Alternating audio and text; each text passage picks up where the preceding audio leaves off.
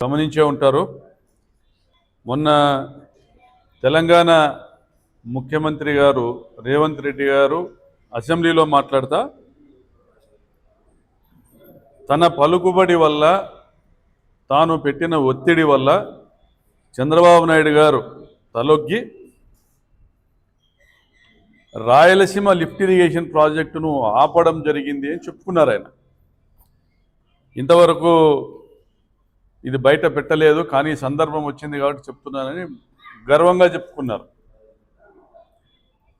మరి ఆయన చంద్రబాబు నాయుడు గారికి చాలా సన్నిహితుడు కావడం వల్ల, చంద్రబాబు నాయుడు గారితో అనేక ఆర్థిక లావాదేవీలు ఉండడం వల్ల ఇది సాధ్యమైంది అనేది కూడా తెలంగాణలో ఒక చర్చ జరుగుతూ ఉంది. మరి గతంలో కేసీఆర్ గారు ముఖ్యమంత్రిగా ఉన్నప్పుడు కూడా పాలమూరు రంగారెడ్డి దిండి ప్రాజెక్టుల నిర్మాణం చేపట్టి రోజుకు 2 టీఎంసీల నీటిని తరలించేటువంటి కార్యక్రమం శరవేగంగా పనులు జరుగుతూ ఉన్నా కూడా ఆ రోజు చంద్రబాబు నాయుడు గారు అడ్డు చెప్పలే. మరి ఆ రోజు చంద్రబాబు నాయుడు గారికి వచ్చిన ఇబ్బంది ఏంటంటే, ఓటుకు కోట్ల కేసు, అంటే ఓటుకు నోటు కేసులో ఎమ్మెల్సీలను కొనడానికి కోట్ల రూపాయలను వెచ్చిస్తూ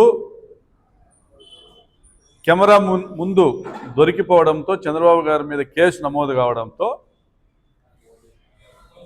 ఆ రోజు రాష్ట్ర విభజన చట్టంలో భాగంగా రాజధానిగా 10 సంవత్సరాలు హైదరాబాదును ఉపయోగించుకునేటువంటి హక్కును కూడా వదులుకొని హైదరాబాద్ నుంచి పారిపోయి కరకట్టకు వచ్చి దాక్కున్నారు చంద్రబాబు నాయుడు గారు.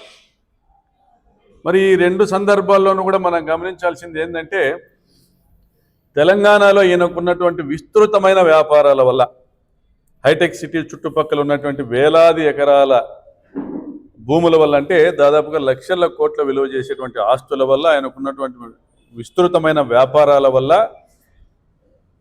తెలంగాణ ప్రభుత్వాలతో ఆయన ఎక్కడ కూడా హక్కుల కోసం, రాష్ట్ర ప్రయోజనాల కోసం పోరాడేటువంటి దాఖలాలు ఎన్నడూ జరగలేదు, ఎన్నటికీ జరగవు అని స్పష్టమవుతా ఉంది. అంటే ఆయన తన స్వలాభం కోసం, తన సొంత ఆర్థిక ప్రయోజనాల కోసం, సొంత రాజకీయ ప్రయోజనాల కోసం ఆంధ్రప్రదేశ్ రాష్ట్ర రైతాంగపు హక్కుల్ని తాకట్టు పెడుతున్నాడనేది సుస్పష్టమైంది. ఇది గతంలో కేసీఆర్ గారు ఉన్నప్పుడు జరిగింది, మొన్న రేవంత్ రెడ్డి గారు చెప్పిన విధంగా ఇప్పుడు కూడా జరుగుతూ ఉంది. ఇంకొక ముఖ్య విషయం ఏంటంటే, ఈయన ఆంధ్రప్రదేశ్ రాష్ట్రాన్ని తాకట్టు పెట్టడము తెలంగాణతోనే సరిపుచ్చుకోలేదు. కేంద్ర ప్రభుత్వం, ఎన్డీఏ ప్రభుత్వము, చంద్రబాబు సహిత తెలుగుదేశం పార్టీ సహిత ఎన్డీఏ ప్రభుత్వం కేంద్రంలో ఉండగా, అంటే తమ ప్రభుత్వం కేంద్రము రాష్ట్రంలో 2 చోట్ల ఉండగా 2014లో అధికారంలోకి వచ్చినటువంటి ఆ ప్రభుత్వ సమయంలో పోలవరం ప్రాజెక్టును సంపూర్ణంగా తమ ఖర్చులతో తాము నిర్మిస్తామనేసి కేంద్రం హామీ ఉన్నప్పటికీ కూడా, విభజన సమయంలో ఇచ్చినటువంటి హామీ ఉన్నప్పటికీ కూడా, చట్టం ఉన్నప్పటికీ కూడా ప్రత్యేక హోదాను కూడా తాకట్టు పెట్టి, ప్రత్యేక హోదా మీరు మాకు ఇవ్వక్కర్లేదు, స్పెషల్ ప్యాకేజ్ ఇస్తే చాలు, కానీ పోలవరం ప్రాజెక్టు నిర్మాణం మేమే చేస్తాము, మాకు సంబంధించిన కాంట్రాక్టర్ల ప్రయోజనాలు, వారి ద్వారా నాకు రావాల్సినటువంటి ముడుపుల కోసము మాకే ఇవ్వండి అని ఈయన కేంద్రాన్ని కోరడము, పోలవరం ప్రాజెక్టు ఆ విధంగా చంద్రబాబు నాయుడు గారి చేతుల్లోకి వచ్చి ఈరోజు నిర్మాణానికి నోచుకోలేని పరిస్థితిలో నిలబడటం కూడా మనం అందరం కూడా చూసాం.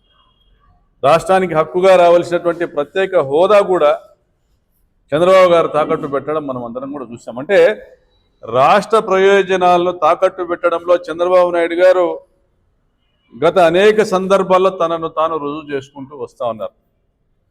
అంతకుముందు కర్ణాటక ప్రభుత్వంతో కూడా ఆల్మట్టి నిర్మాణ సమయంలో ఢిల్లీలో చక్రం తిప్పుతా ఉన్నాను అని చెప్పుకునేటువంటి చంద్రబాబు నాయుడు ఆ రోజు రాష్ట్ర ముఖ్యమంత్రిగా ఉన్న సందర్భంలో కర్ణాటక ప్రభుత్వము ఆల్మట్టి డ్యామ్, కృష్ణానది పైన మన శ్రీశైలం డ్యామ్కి ఎగువన ఉన్నటువంటి ఆల్మట్టి డ్యామ్ ఎత్తును పెంచుతా ఉన్నా కూడా నిమ్మకు నీరెత్తినట్లుగా ఆ రోజు ఆయన నిశ్శబ్దంగా ఉండిపోవడం వల్ల, మౌనం దాల్చడం వల్ల మన రాష్ట్ర ప్రయోజనాలకు ఎంత భంగం వాటిల్లుతా ఉందో ఈరోజు అర్థమవుతా ఉంది. శ్రీశైలం డ్యాంకి కృష్ణానది నుంచి నీళ్ళు వచ్చేటువంటి పరిస్థితి లేదు. ఈరోజు శ్రీశైలం డ్యాంలో మనం ఏదైనా నీళ్లు చూస్తున్నామంటే మెజారిటీ తుంగభద్ర నది నుంచి వచ్చేటువంటి నీళ్లతోనే ఈరోజు శ్రీశైలం డ్యాంకు సంబంధించినటువంటి అవసరాలను కానీ, తెలంగాణ ప్రాజెక్టులకు కానీ, రాయలసీమ ప్రాజెక్టులకు కానీ నీళ్ళు ఇచ్చేటువంటి ఒక పరిస్థితి ఉంది. మరి తుంగభద్ర పరిస్థితి గమనిస్తే సంపూర్ణంగా దాదాపుగా 200 టీఎంసీల కెపాసిటీ ఉన్న తుంగభద్ర ప్రాజెక్టు టీబీ డ్యామ్ పూడిక వల్ల ఈరోజు కేవలం 100 టీఎంసీలకే పరిమితం కావడము, వర్షాలు పడేటువంటి రోజులు తగ్గిపోవడం వల్ల తుంగభద్ర నది నుంచి వచ్చేటువంటి జలాలు కూడా తగ్గిపోయినాయి. కానీ మనము కృష్ణానదిలోకి కలపాల్సినటువంటి నీళ్లు 32 టీఎంసీలు మాత్రమే తుంగభద్ర నదీ జలాలను. ఆ పైన ఉన్నటువంటి నీళ్లను, వచ్చేటువంటి నీళ్లను మనం వాడుకోవచ్చు, ప్రాజెక్టులు కట్టుకోవచ్చు. తుంగభద్ర డ్యాంకు దిగువన ఉన్నటువంటి అనంతపురం జిల్లాలో ఈరోజు హెచ్ఎల్సి కాలువ కావచ్చు, కర్నూలు జిల్లాకు వచ్చేటువంటి ఎల్ఎల్సి కాలువ కావచ్చు, ఇవన్నీ కూడా ఆ నీటికి నోచుకోవడం లేదు. పూడిక వల్ల నష్టపోతా ఉన్నాం, మనం సంపూర్ణంగా నీళ్ళు ఇచ్చుకోలేని పరిస్థితిలో ఉన్నాం. మరి అటువంటిప్పుడు సమాంతర కాలువ నిర్మాణం ద్వారా, రిజర్వాయర్ల నిర్మాణం ద్వారా పూడిక వల్ల మనం నష్టపోతున్న నీళ్లను మనము వినియోగించుకోవడము, మరి అదేవిధంగా 32 టీఎంసీలే కృష్ణాలో కలపాల్సిన అవసరం ఉండగా సంవత్సరానికి 100 నుంచి 200 టీఎంసీల నీళ్లు కృష్ణానదిలోకి కలవడం వల్ల మన హక్కులు కోల్పోతా ఉన్నాం. మరి ఆ నీళ్లను కూడా ఉపయోగించుకునేదానికి మనం ఆంధ్రప్రదేశ్ రాష్ట్రంలో ప్రతిపాదిత గుండ్రేవుల ప్రాజెక్టు నిర్మాణం చేసుకోవచ్చు.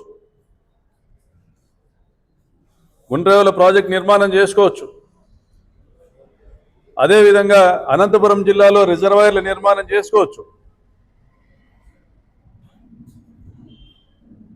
మరి రాయదుర్గం ప్రాంతంలో కానీ, కాల్వపల్లి ప్రాంతంలో కానీ ప్రాజెక్టుల నిర్మాణాలకి డిపిఆర్లు సిద్ధంగా ఉన్నా కూడా చంద్రబాబు గారికి అది పట్టలే. మరి అదేవిధంగా గత అనేక సంవత్సరాలుగా 20, 21, 22 ఈ 3 సంవత్సరాల మినహా గత అనేక సంవత్సరాలుగా పోతిరెడ్డిపాడు నుంచి 100 టీఎంసీల నీళ్ళని తీసుకునేటువంటి హక్కు ఉన్నా కూడా ఏ సంవత్సరం కూడా మనం 30-40 టీఎంసీలకు మించి నీళ్ళని తీసుకోలేకపోతా ఉన్నాం. 20, 21, 22 సంవత్సరాలలో జగన్మోహన్ రెడ్డి గారు ముఖ్యమంత్రిగా ఉండగా వరుణదేవుడు దయ చూపడంతో, ఆయన కరుణించడంతో అత్యధిక వర్షపాతాలు ఎగువ ప్రాంతాల్లో నమోదయ్యి శ్రీశైలం డ్యామ్ నుంచి నీళ్లు దిగువకు పోయేటువంటి వరద నీళ్ల ద్వారా మనము ఆ 3 సంవత్సరాలు 20, 21, 22 ఆ 3 సంవత్సరాలు మాత్రము నిర్దేశిత 100 టీఎంసీల నీళ్లను పోతిరెడ్డిపాడు నుంచి తీసుకొని రాగలిగాం. చంద్రబాబు నాయుడు గారు ఎంత గొప్ప మానవతావాదం మన విషయంలో రాయలసీమ, గ్రేటర్ రాయలసీమ ప్రాంత రైతులు వినాల్సిన అవసరం ఉంది. ఆయన ఎంత గొప్ప రైతు పక్షపాతం మనం వినాల్సిన అవసరం ఉంది. చంద్రబాబు నాయుడు గారు గతం 2014-19 కాలంలో ముఖ్యమంత్రిగా ఉండగా దేవినేని ఉమా అనే ఒక వ్యక్తిని ఇరిగేషన్ మినిస్టర్గా చేశారు. ఎందుకు చేశారో తెలుసా? అంతకుముందు చంద్రబాబు నాయుడు గారి హయాంలో జియో 69 వచ్చింది. ఆ జియో 69 సారాంశం ఏంటంటే 800 అంటే శ్రీశైలం ప్రాజెక్టు యొక్క ఎంటీడీఎల్ మినిమం డ్రాడౌన్ లెవెల్ని, కనీసం నీటి నిల్వ ఉంచాల్సినటువంటి ఆ లెవెల్ని 830 అడుగులకు దాన్ని కట్టడి చేయడం జరిగింది. చంద్రబాబు నాయుడు గారు అంతకుముందు 854 అడుగులు ఉండింది. అంటే 881 అడుగులలో నీళ్లు ఉంటే తప్ప పోతిరెడ్డిపాడు సంపూర్ణమైన సామర్థ్యంతో 44,000 క్యూసెక్కుల నీళ్ళని తీసుకొని రాలేదు. అతి తక్కువ వరద రోజులు ఉన్నటువంటి ఈ పరిస్థితుల్లో 881 అడుగుల నీటి నిల్వ సామర్థ్యంతో డ్యామ్ని మెయింటైన్ చేస్తే తప్ప, ఆ నీళ్ళని మెయింటైన్ చేస్తే తప్ప పోతిరెడ్డిపాడులో 44,000 క్యూసెక్కుల నీళ్ళు రావు. మరి ఇప్పుడు ఉన్నటువంటి 854 అడుగులు మినిమం డ్రాడౌన్ లెవెల్ నుంచి కూడా 10,000 నుంచి 15,000 క్యూసెక్కులు మించి నీళ్ళు తీసుకొని రాలేకపోతా ఉన్నాం. అటువంటిది దాన్ని తగ్గించి మరీ ఆయన 830 అడుగులకే పరిమితం చేయడమే జీవో 69. దాన్ని రాజశేఖర రెడ్డి గారు వచ్చినాక కరెక్ట్ చేస్తే, సరి చేస్తే దేవినేని ఉమ ప్రకాశం బ్యారేజ్ మీద ధర్నా చేశాడు. దాని ఫలితంగా 14 తర్వాత ఆయన ఇరిగేషన్ మినిస్టర్ చేశాడు. అంటే రాయలసీమ ప్రయోజనాలకు వ్యతిరేకంగా పోరాడే వాళ్ళని ఇరిగేషన్ మినిస్టర్ చేసినటువంటి చంద్రబాబు నాయుడు కేంద్రంలో తను చక్రం తిప్పుతున్నానని చెప్పుకునే రోజుల్లో కూడా ఆ రోజుల్లో కూడా పాలమూరు రంగారెడ్డి పథకాన్ని అడ్డుకోలేని వ్యక్తి, దిండి ప్రాజెక్టును అడ్డుకోలేని వ్యక్తి, కనీసం అభ్యంతరాలు తెలపలేని వ్యక్తి, ఆల్మట్టి ప్రాజెక్టును ఎత్తు పెంచుతున్నా దాన్ని అడ్డుకోలేని వ్యక్తి, మరి ఈయన ఉండి ప్రయోజనం ఏంది? ఇట్లా వానికి ముఖ్యమంత్రి పదవి ఉంటేనే ఊడితేనేమి? ఇది నేను ఈరోజు అప్పీల్ చేస్తా ఉన్నా గ్రేటర్ రాయలసీమ ప్రాంత రైతాంగానికి. వరుణదేవుడు కరుణిస్తే తప్ప అనంతపురం జిల్లాలోనే రాయలసీమ ప్రాంతంలో వేరుశెనగ పండదు. అది సహజమే, రాజశేఖర రెడ్డి గారు హంద్రిని కాలువ తెచ్చేంత వరకు.